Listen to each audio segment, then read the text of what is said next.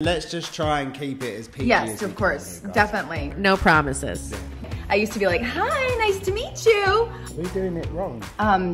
I'll send you some diagrams. It was like a rainy night in New York, and I tied Shenae up. Oh my god. Oh my god, I'm gonna go into early labor. Hey guys, welcome back to my channel. I am joined by two very special guests today. You might recognize them. One is my husband, Josh, who you see on this channel every single week. And of course, Annalynne Mccord, my Unzipped podcast co-host. Josh is joining us on his first ever Unzipped episode. So welcome. I know. And this is going to be a really fun one because we are going to dive into the dating experience, probably roast Annalynne a little bit. Probably is a very, very underwhelming word for what's going to happen, I'm sure. I'm probably going to get roasted a little bit too, and we are going to have an expert matchmaker, the host of We Met at Acme, where she interviews professional therapists, relationship experts, sex experts, all kinds of people. That I'm very excited about, the sex experts. Which I know you are. I've got to like put the earmuffs on Josh because I can only imagine where this conversation is going to go. I'm not being funny, but why did you guys bring me on for this one? I didn't know anything about it just being about sex. All I told Josh was, hey, join us for an episode of Unzipped. That's it. He had no context. Thought, oh, okay, so they're obviously bringing on, like a good-looking dude who wants to talk to another good-looking dude. The people can't see you, Bubba. What do you mean? It's a podcast. Yeah, well, you can tell by my voice. Okay. Why, we're talking about sex. We're talking about relationships, and sex is a part of relationships. It's, some might say a very big part. It might be very, very big. Yeah. For some of us, it is very big. Guys, for others, not so much. Help me. These two. And that's what they say, actually. Stop. Help me. No, but it's not a one-size-fits-all situation, is it? This is not where I intended this is conversation to go. Thank you very much. At all. But what I really do want to talk about, and we will talk about it with the expert, I feel like it's important to get her involved in the chat sooner than later because obviously we know fucking nothing. So, don't take our advice or anything like that. We have none to give. I really am so fascinated because I've watched you. Yeah. We've known each other for a long time, in and out of relationships with different people. I consider you a serial monogamist. You make a funny face when I say that because you obviously don't identify like that. I hate dating. I don't like getting to know someone. I don't like that whole process. I like I've known you for so long and the familiarity and the comfort. I actually don't. I don't know if I've ever been with someone that I went out on a date with. I think that everyone I've been with has actually been someone that I've stayed with. Like in my long term. Okay, well let's get Lindsay, the expert, involved in this conversation. All right, and let's just try and keep it as PG. Yes, of course, definitely. No promises. PG for sure. No promises. You got it. Hi. Lindsay, I'm really excited to have you a part of this podcast episode today and a part of this conversation because you know a lot about dating, right? That's kind of your jam. I try. I talk about it enough. Your podcast is called We Met at Acme. Josh and I met in New York City, and Annalynne spends a lot of time there. Annalynne is also single AF. Yeah. One of the questions Josh and I get asked anytime people reference our relationship is, what is the secret? I actually had someone reach out to me the other day and they were like, I met this guy. He's amazing on paper. Like, everything's perfect, but he's not funny. Like he doesn't. And I was like, forget it. Like throw out the paper. That's all. That's literally, if you had told me the opposite, he only makes me laugh, but he's nothing else, I would say stay. Yeah. Wow, that's crazy. But I understand that, I am pretty funny. And I feel like at the age that we're at, yes, he is. I just breezed right on past it. I feel like at the age that we're at in our 30s now and stuff, like I'm seeing it so much with so many of my girlfriends, like settling is a thing, or they're looking for the checklist on paper and going, okay, tick all the boxes, but that chemistry isn't there. No. And like I can ask like a bunch of my friends like, "Oh, what do you see in, you know, Dan?" And they'll be like, "Oh, well, you know, like I'm 31 and he's like 36." And I'm like, you didn't answer my question, but like but they kind of did answer your question though also. I don't know if you guys have already told the story of how you met on your podcast, but like I would love to hear it from your... You haven't, Shenae. So talk. No, I don't think we go. have. And I'm like, but whose version do you want to hear? No. I love this story when it's the two of them together. So both of you, and go. It was like a rainy night in New York, and I tied Shenae up. And it was gags and gags. You know, it's just... No, we basically met through mutual friends. Super boring part of the story, but you know, I got brought to a friend of a friend's house by a mutual friend. Josh was the guy who opened the door, and not because I'm a doorman. No, because he used to live there. It's kind of interesting because I'd lived in the apartment that she was coming to visit. I had previously said when I moved back to London from New York that I would never live in America again. So it was kind of weird that I then opened this door. And famous last now 9 years later, here I am living in Tennessee. In the middle of America. No, he opened the door and, you know, he's not a bad looking guy and he was covered in tattoos and whatever. And I just immediately wrote him off. I was like, this douchebag is going to be, you know, either a model or a musician. A very crusty taste in men. Crusty. Very. Annalynne's a serial monogamist. Like, I am not a serial monogamist. I was just always like doing my own thing, really not that bothered. And when I saw this hottie, she was like, Annalynne would approve. Annalynne, you just give me all the compliments today. She's like, thank you very much. And I, by default, just immediately had a wall up. I was like, this guy definitely gets his ass kissed all the time. He's probably got girls throwing themselves at him. Like, he's going to be so horrible, like, personality-wise. And then a Talking Heads song came on, and that was, like, kind of the turning point. Because I love the Talking Heads. I love the song. I got up, started dancing, and he had this, like, sailor cap on his head that he was dancing with, and he put it on my head. It was sounds like some weird, like, ritualistic like, thing. You know, that is not what happened. What happened? At all. I mean, we were dancing. You were following me around like crazy. Following you around. And there you were, like you took the hat, I think, actually. Oh, maybe wow. Maybe took the hat, which sounds way more likely correct, Annalynne, that she would have taken the hat. Like, that's mine. You do not have power over me. Great, whatever. That sounds right. And then her friend decided that we were going to go. We were going to do another They were bar. going to a bar, but she didn't realize that the friend had already invited me. So, like, Shenae came up to say goodbye to me. It was like, bye, nice to meet you, in like a really, like, kind of mean way. And I was like, what do you mean I'm coming? Like, no, you're not. And I was like, yeah, I am. I'm coming, like, with you guys. You were really annoyed. We had a full-blown argument in the taxi. Yeah. And at that point, our friend was like, okay, guys, this is so uncomfortable. Like, if you're just going to fight the whole time, why are we all going to a bar together? Like, this is so awkward. And that was, like, a real ice-breaky, giggly, like, ooh, but it's kind of fun. Like, I met my match. It was like that. I would also just like to say that at this point, I definitely knew this was the woman I was going to spend the rest of my life with. So I had to. You did? 100%. But I opened the door and it was like. And I didn't, like a fly, just like a little mosquito going by. That is a huge thing that we can't gloss over. Like, that is a very when you know moment. Yeah. And I absolutely knew that everything that I thought I knew already, I didn't know, and this is my future right here. We had a really fun night. People kept leaving the bar, and we were still there. And then he walked me home, and you skipped a bit. There was, some. No. Don't skip the bits. Oh.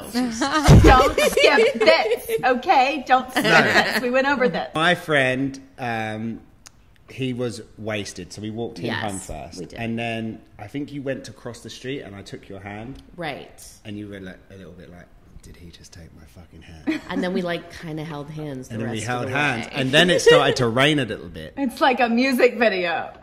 If we ever make the movie, I need to know, well, what's the actual moment? Where it clicks and there's like a right. And I think it's this next bit. Okay. So we got to outside your apartment that you were renting, and we were talking again, and you looked at me and said, "You know we're gonna kiss," and I looked at you and said, "I don't kiss people on the street." Oh, this is true. This is true. And she actually continued a little bit as if I'd already said yes to come in for the kiss, and I was like, no. If you want to kiss me, I'm not doing that outside. Yeah. So she was like, It's fine, like you can come in. Yeah. What a move. I just get silence.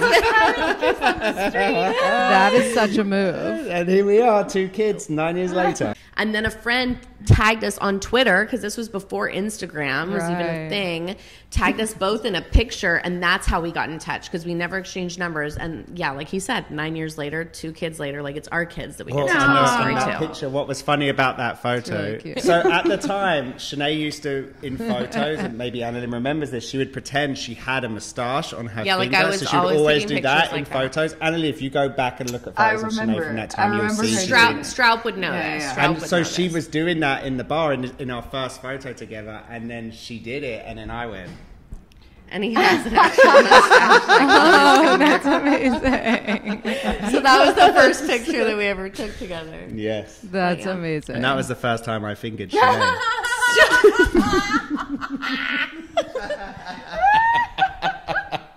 Your son, Bobby, if you're listening, you raised He was him. expecting that. That is hysterical. Oh my God. One of our hairstylists on 90210, I adopted her as my West Coast mom, and she would always say, Darlene, she would always say, Oh, I Darlene, love legend. Darlene. She's from Charleston, South Carolina, and she would say, honey, Yes. it's people cool. come into your life for reasons, seasons, and lifetimes. And it was like, there are people that you meet and you're like, wow, this is a whirlwind, and you learn something, but then they like just completely fucked off.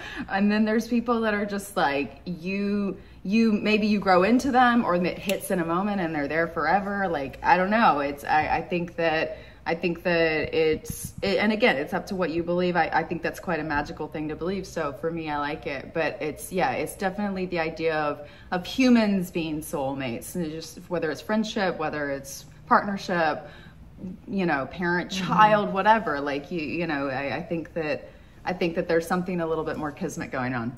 Like, it sounds to me like you're ready and have had all these experiences, Annalynne, like to get you to this point where now you are like totally like blank slate ready for this like real partner, if you're open to it, like for this person that you're like actually gonna, I hate the word settle down because it has the word settle in it, but like, start a life with someone. And I feel like that energy for you is there. A lot of couples who get married, like, before their Saturn return, which like we'll talk about, you change so much. Wow. Saturn return. That sounds amazing. Darlene used to talk about Saturn return when you were 28, 29, 30. Okay. It's like between 27 and 30. It's just like, it's a time where you just change a lot. Like, Yeah. That happened to us. yeah. Yeah. I gave up drinking and everything at that. Oh, that's Exactly. true. Exactly. That's totally At true. 29. I want to know more about these people that you interview, like all of obviously you've talked to so many doctors and therapists and whatever, but like when you interview doctors or sex therapists or anyone treating like couples in sexual dynamic, what do they, because I'm obsessed with sex in all forms of all aspects of all of it, but I'm really obsessed with the psychology of sex. I love the quote that like everything in the world is about sex except for sex, and that's about power. And I think it's such an interesting quote. Oh, yeah. And in my life it's been very defining. I used to be like, hi, nice to meet you, to I'm That was sorry, very I impressive. practice. I know, Thank you. I'm now like, I only practice sacred sexual rituals like Kundalini. Mostly just because I want to. Are we doing it wrong? I'll send you some diagrams. She's like, I could watch. I could just, She'd love that. She would love that. She'd I love could just give you some, commentary on the side. Little side commentary, why not? Little guided visualization practice. No, but I'm really I'm curious. going to go into early labor. I'm really curious about the types of dynamics that partners get into, because because I'm so open about it, I've had a lot of people come to me and be like, my partner doesn't know how to eat me out, or like doesn't stay hard, and I'm like, well, eat me out. Okay, it's maybe an American term. That's a very American thing.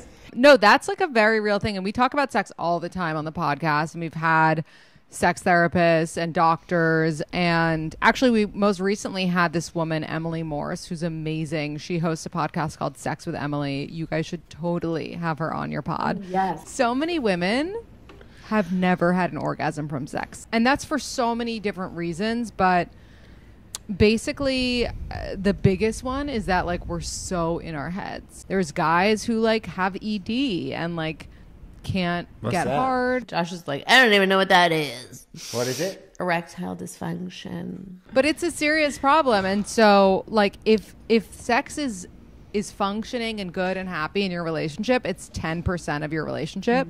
But if there's any problems with sex, it's 90%. Whoa. Wow.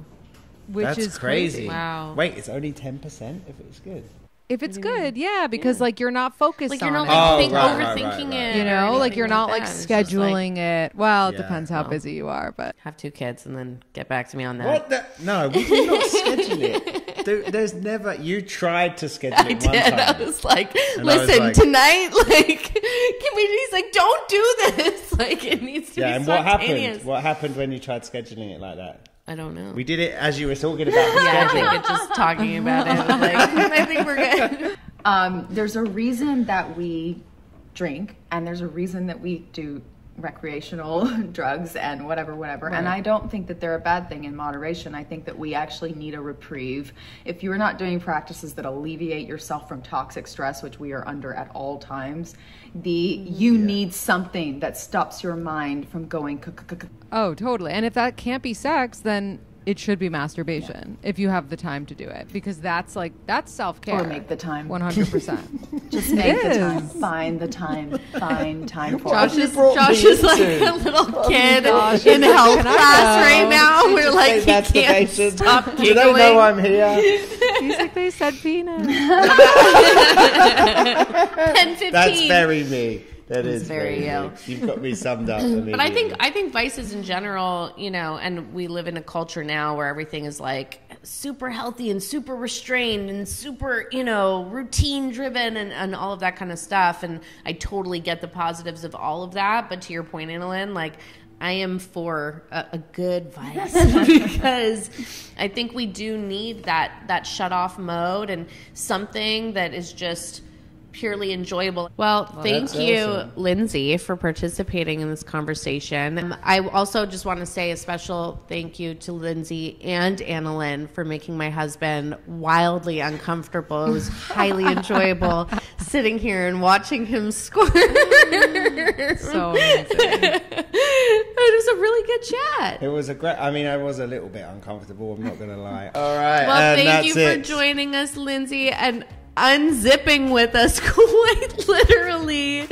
Everybody go listen to Lindsay's podcast. We're over there doing an episode as well. It's called We Met at Acme, and we will speak to you guys very soon.